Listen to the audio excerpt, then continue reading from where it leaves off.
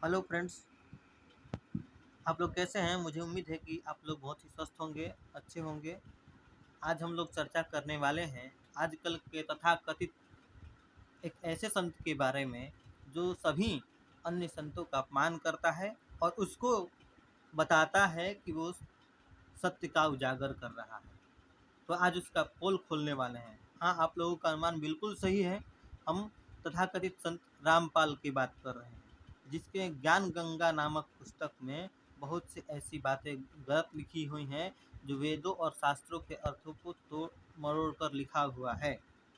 क्योंकि हम लोगों ने उसको पढ़ा नहीं शुद्ध से, तो फिर हम लोग भी उसके उन्हीं जैसे संतों के बातों को मानने लगते हैं और फिर हम लोग भी उसको धारण कर लेते हैं, जो कि बिल्कुल गलत है। चलिए हम आज उसको कई प्रमाणों से सिद्ध करेंगे कि वो गलत है। इसके लिए मैंने उनके द्वारा बनाए गए वीडियो के कमेंट में प्रश्न लिखने शुरू किए। चलिए हम लोग इसका मजा लेते हैं।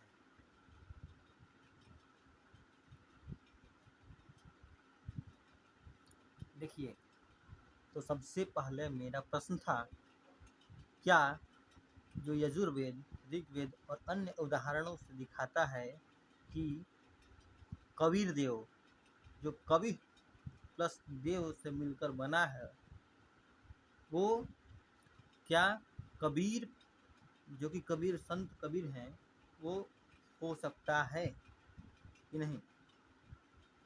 तो सबसे पहले इसी बात को हमने पूछा और इसके लिए हमने कहा कि रामपाल को संस्कृत का इस तक नहीं आता, मतलब रामपाल को संस्कृत का कुछ भी नहीं आता।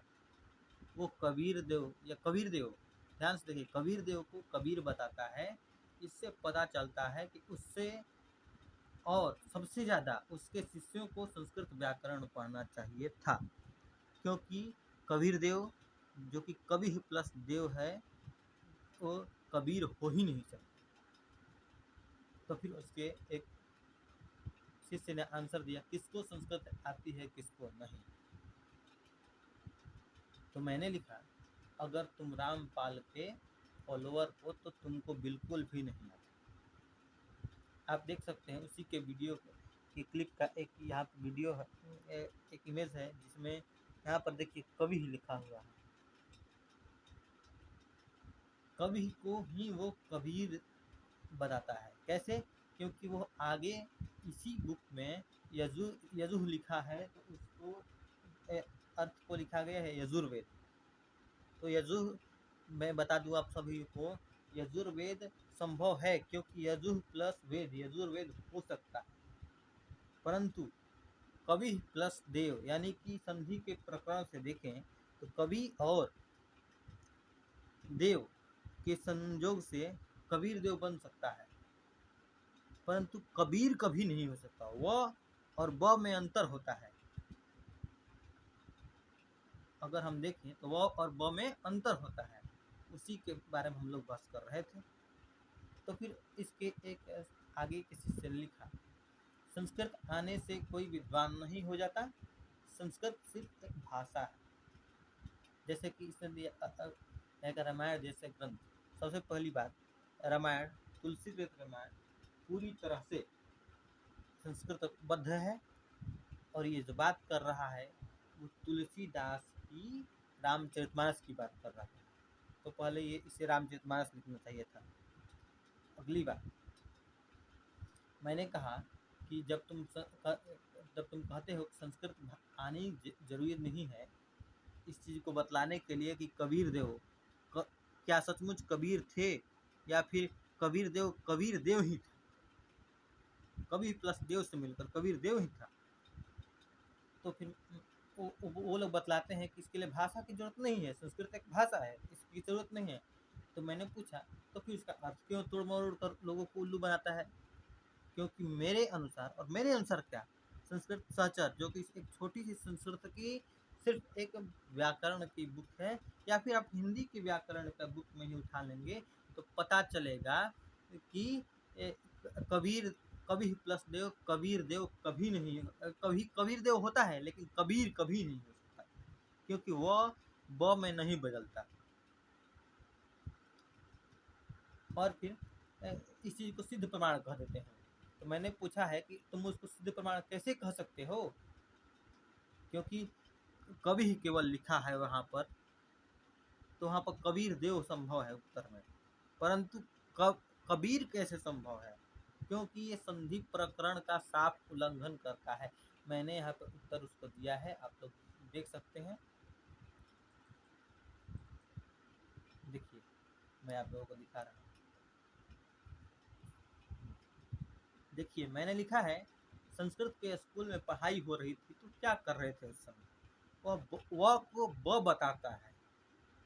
क्या कवि हो सकता है, क्योंकि संधि प्रकरण का उल्लंघन है।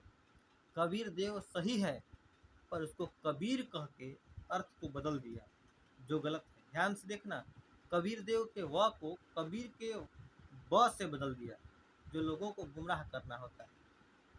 इसलिए मैंने लिखा, तुम लोगों को, या फिर कहिए कि रामपाल के शिष्यों को हिंदी भी नहीं आती, क्योंकि ये तो सिर्फ और सिर्फ हिंदी के व्याकरण पढ़ने से ये पता चल जाता है। और मैंने लिखा कि वीर को वीर बनाया, वो तो बनाकर उल्लू बना दिया है, क्योंकि कबीर देव को कबीर देव बता दिया, कबीर देव बता दिया। इसलिए मैंने कहा half knowledge is dangerous thing, मतलब कि आधी अधूरी जानकारी थी उसको, इसलिए वो असत्य है। मैंने उसके सारे प्रमाण देखे, जैसे कि मैं ऊपर की ओर दिखा सकता हूँ आप लोगों को सीधे। कवि कवि ही को कबीर देव बताता है। कवि ही कोई शब्द नहीं होता, और संस्कृत में ना ही कबीर शब्द होता है, इसलिए ये गलत।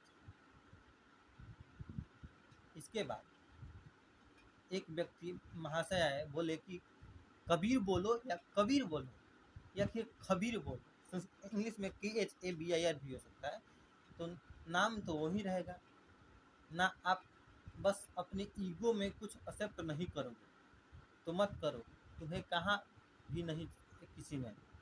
तो सबसे पहले मैं बता देता हूँ, संस्कृत में कबीर बोलना या फिर कबीर देव बोलना साफ अलग है। इसलिए मैंने कहा कि इसको भाषा का भी ज्ञान नहीं है, और इसलिए मैंने कहा, फिर कहूँगा, अनपढ़ मुझसे बात मत करें। बहुत फर्क पड़ता है, कबीर देव को कबीर लिखने से बहुत फर्क पड़ता है, क्योंकि अर्थ ही बदल गया। उस वेद में कवि शब्द को कबीर देव बताया गया, जो कि बहुत पहले लिख दिया गया, और कबीर का जन्म 1398 AD में, यानी कि ईस्वी में हुआ। जैसे कि मैंने लिखा है, संत Kabir was born in 1398 AD, while Kabir Dev, written in Rig Veda, was written before birth of Christ।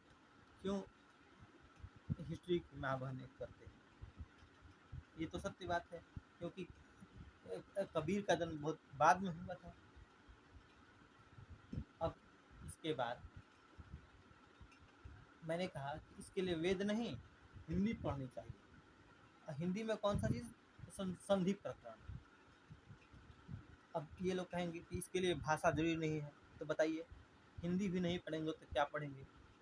इसलिए मैंने लिखा है, अब कहो हिंदी आने भी जरूरी नहीं है। किसी ने मेरे साथ तर्क करते समय कहा था कि पूरी वीडियो देख लिया करो तब बोलो।